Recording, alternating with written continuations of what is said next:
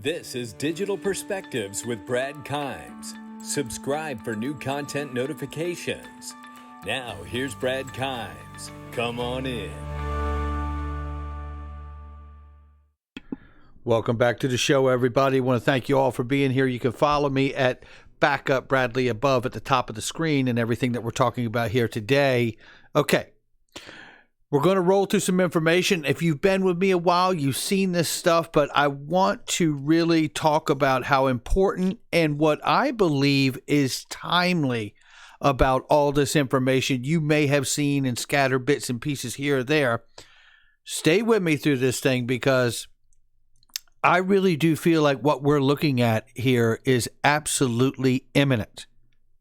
I really do believe that, and that is exciting to me. So let's go ahead and get started here. Real XRP Boy sets us up for way back in the early days when Greg Kidd was at Ripple. Shout out to Greg Kidd, currently holding 1 billion XRP as a position. I'm telling you, that's bullish. If I've ever heard bullish, that is a bullish position on XRP, no doubt about it. So with that being said, let's listen to this clip about the conversation they're having in the early days of trying to explain to legislators exactly what this digital currency and digital ledger really is. Listen to this. And this is years ago, but listen to this. The biggest challenge is just regulation. It's just companies and governments getting together and not finding that they're comfortable with this. And so even though the technology works, they make the use of the technology either illegal or so ambiguous and uncertain that it doesn't feel safe to work with anything built on top of it. So if I was to say that, our committee is principally meeting to debate the issue whether we should recommend basically regulation affecting cryptocurrency. From your standpoint, what should we do to make sure that does not occur, what you just said? Should we implement new regulation? Well, it doesn't need to necessarily be new regulation, but the regulation has to cover the fact that there could be a new way of moving money, which is. So he's highlighting here very quickly. He's regulating. We don't need more new regulation. It just needs to encompass. Now, I want you to take in your mind now, and where have you heard that verbiage here of lately? From Brian Brooks. Talk about writing the framework and releasing the letters and the issuances that really encompass the exchanges and the Cash Apps and the Venmos and the PayPals, right? And the Square Pay and all of those entities, plus, like I said, exchanges. So this way, they're all held to the same heightened prudential because he sees that they are all doing banking activities. And he's absolutely right. So listen here what he says further. A distributed ledger as opposed to relying on nation-based centralized ledgers. So it just needs to anticipate that there are new ways technologically to think about moving money both within a country and between countries, and that you don't have to rely on centralized ledgers run by a single actor, but you could have a decentralized solution for moving money, much the way that you have a decentralized solution for moving emails and pictures and music around on the internet. So we absolutely want regulation. We want strong regulation. The key thing is to have clarity. The biggest stopper right now is people just don't know where they stand in terms of what regulation does and does not cover. So. And there it is right there. Well said to Greg Kidd. And really what we're talking about is adopting a new set of protocols, distributed ledger technology like the ILP and the XRP ledger and other ledgers out here that will serve, I'm sure, Ethereum and other things, Flare network possibly as well, right?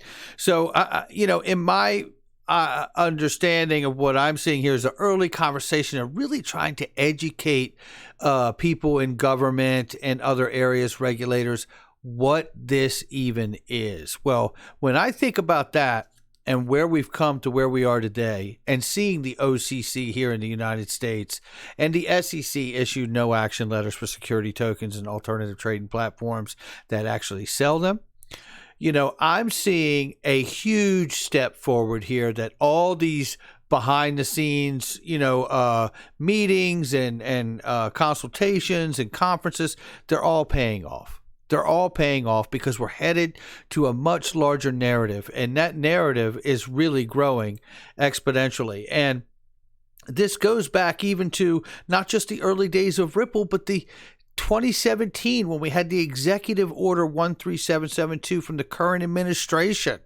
right? And that executive order was really about the core principles for regulating the United States financial system.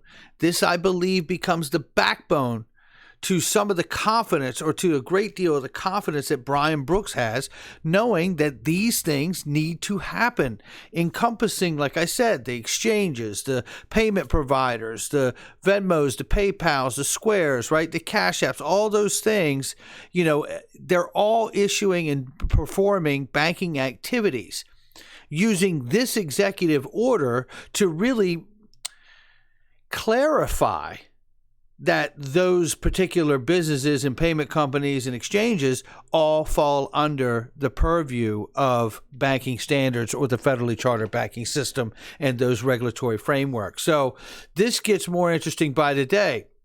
Okay, so now this is an example of some of the companies, the list of many of the companies that were engaged for the creating of the executive order, which, by the way, was written by Steve Mnuchin, the U.S. Treasury Secretary, and Craig Phillips, who is now at Ripple. That's right. You can't make it up.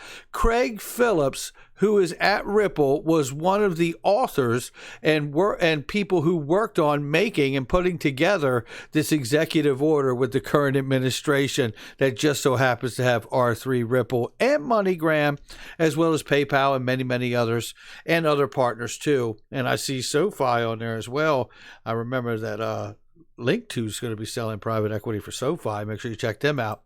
And then we move on to not just the domestic narrative and accomplishments that we've seen and strides that we've seen. And we are seeing that, by the way, regardless of Ripple saying they may move, we're seeing the strides. So at the end of the day, and look, I'd like to see them a lot sooner too. So shout out to them for trying to push the ball forward faster. So, but then we come to the narrative of the IMF calling for a new Bretton Woods moment. I played this clip the other day. I'm going to play it again for you right now because I want to show you a couple things behind it, because this is not just a domestic issue, even though everybody is clearly aware that the U.S. has not issued the clarity for XRP and broadly all cryptocurrencies, as it were. So, we did just see recently that there was a push, and I'm going to go back and show you this really quickly. The Federal Reserve and FinCEN, who is already defined in 2015 for Ripple that they are a virtual currency. That's how they were fined. And the Department of Justice was in on that deal as well. If you have not seen the video I did this morning of the court case and the class action suit for Ripple, please go watch that. There's important information in that video. And you see the call for FinCEN and the Fed collectively proposing that the agency's definition of money include cryptocurrencies. That is a huge, huge step forward. Again, coming back now to the international level, we see a narrative coming from the IMF, a new Bretton Woods moment.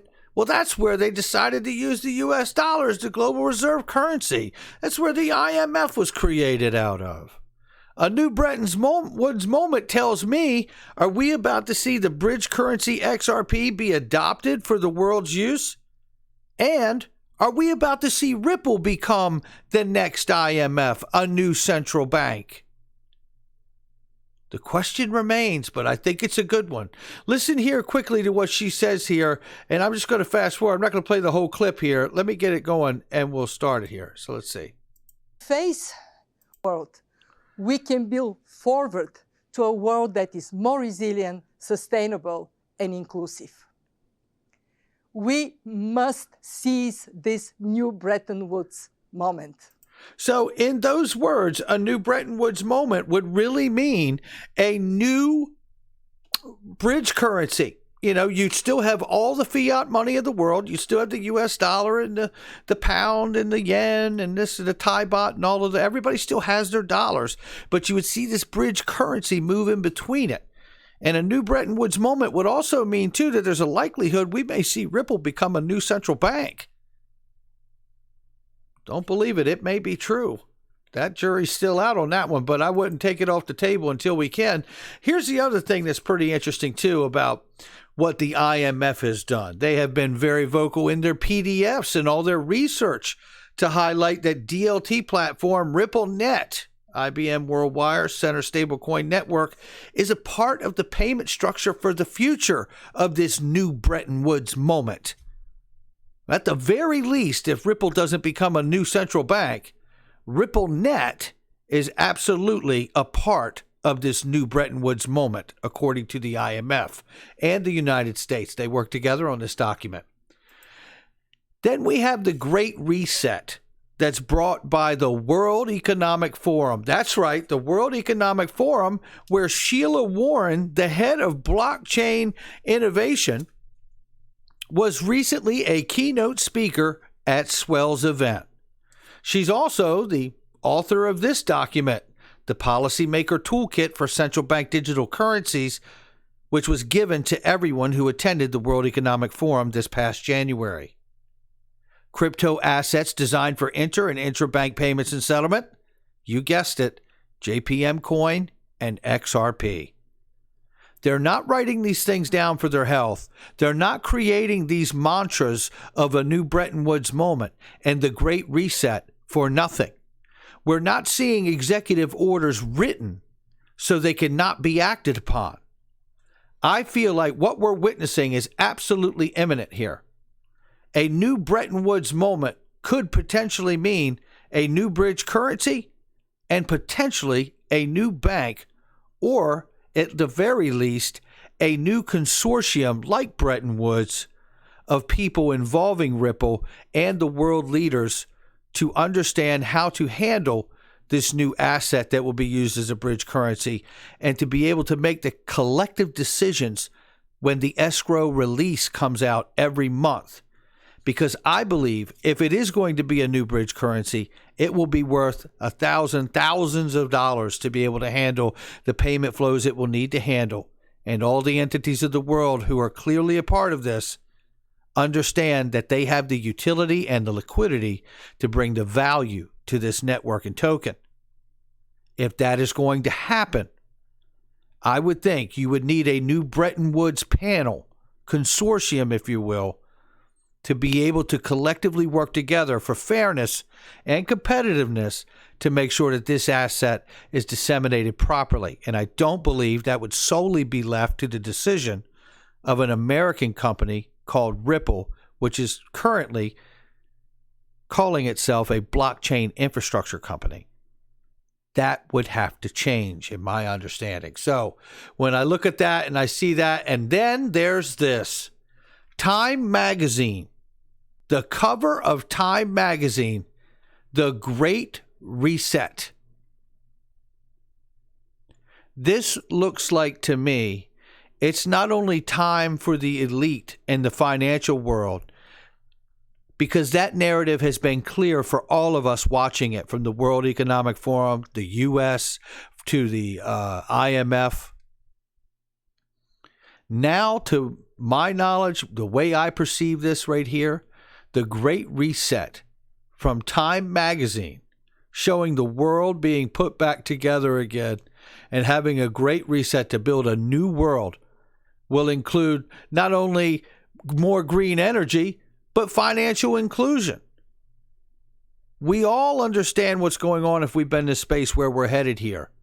But for me to see this now, and shout out to Rod Hop for sending and turning this on to me, because this to me tells me it is time to sell this narrative to the masses. I'm not talking about retail crypto speculators like you and I. I'm talking about the masses. All right, that's going to do it for me. Make sure you hit the like and subscribe. Leave a comment below. Make sure you share with somebody you know. Check out the description box in the comment section for anything you may want or need. A lot of really great deals in there for you guys, and I'll catch all of you on the next one.